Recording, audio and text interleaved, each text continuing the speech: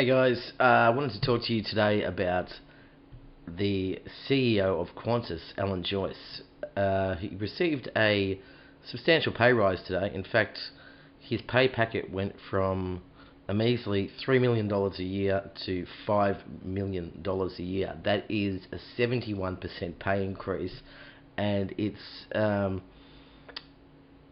about 90 times the average Australian annual wage. Now, that's fairly substantial. Now, things are obviously going great at Qantas for him to get such a big pay rise. Well, not quite.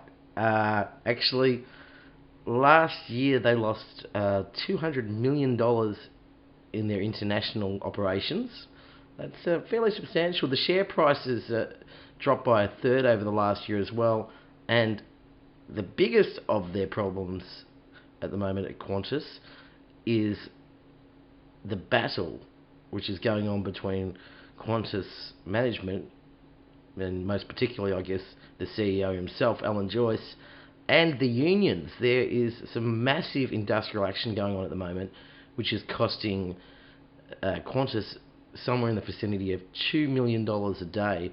Now, they say that they've lost about $68 million so far as a result of the industrial action. Now, why is this industrial action happening?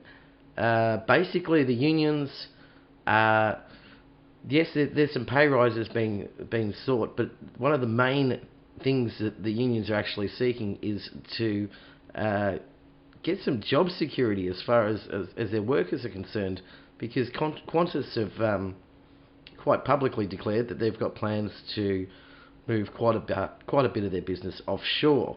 Now, they're not saying it quite as bluntly as that. They're actually saying that they're going to start a new international brand, which won't be Qantas branded. It'll be a different brand, but that's going to open them up to running things a lot cheaper. And as they have with their cheaper local brand, Jetstar, they're probably going to move a lot of the jobs offshore. For example, Jetstar had their call centres in Malaysia, so there's a whole heap of Australian jobs gone just there.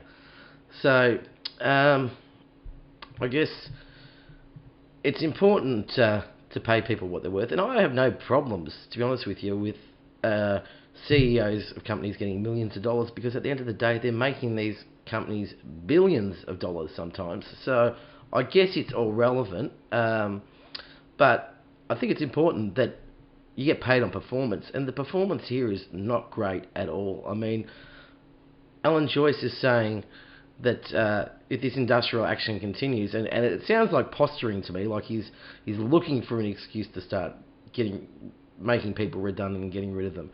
He's basically said in the paper today that if the industrial action continues, that half of the workforce could be retrenched. That's 17,000 workers. I mean, that is a huge number. So if you think Alan Joyce is doing well as far as running Qantas, and he deserved the pay rise, well, there was some people at the AGM when the announcement was made, some shareholders at the actual meeting that booed, but apparently 98% of the shareholders of the votes counted said yes, the man deserves a pay rise. So there you go. $5 million a year. Is it worth it?